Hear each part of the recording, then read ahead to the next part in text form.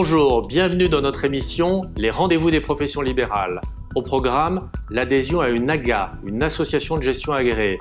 Et pour en parler avec moi, Rudy Meyer. Bonjour. Bonjour. Rudy Meyer, vous êtes directeur de l'AGACAM, association de gestion spécialisée dans les professions de santé, présente à Paris et dans certaines grandes villes de région. Pour commencer, Rudy Meyer, est-ce que vous pouvez nous dire pourquoi on adhère à une AGA? Alors, pourquoi adhérer à une association de gestion agréée? La réponse est simple.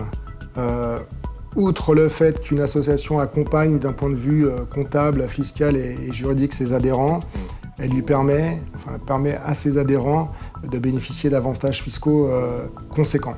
On y reviendra dans le détail, mais avant, est-ce que vous pouvez nous dire quel est le rôle exactement de l'association de gestion? L'association de gestion doit effectuer pour l'administration fiscale, puisque nous sommes agréés par l'administration fiscale, un examen de cohérence, de concordance et de vraisemblance, le terme est technique et celui-ci, des déclarations de ses adhérents avant de les télétransmettre à l'administration fiscale. Alors justement, vous parliez d'adhérents. Qui peut adhérer à une AGA? Tout professionnel libéral inscrit dans la catégorie des bénéfices non commerciaux et soumis donc à l'IR peut adhérer à une AGA.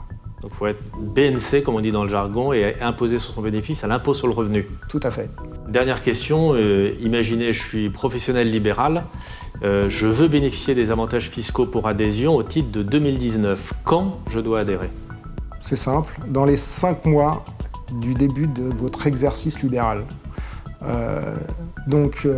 Si vous êtes installé en février 2019, vous avez 5 mois pour adhérer, mais 5 mois jour pour jour, pas 5 mois plus 1 jour, puisque nous sommes contrôlés là aussi par l'administration fiscale, donc le cachet de la Poste fait foi. Donc plutôt le conseil, j'imagine, c'est adhérer très vite.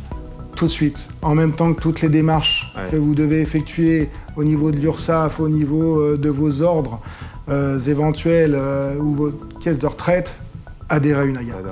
Rudy Meyer, merci. Et à très bientôt pour une prochaine émission, Les rendez-vous des professions libérales.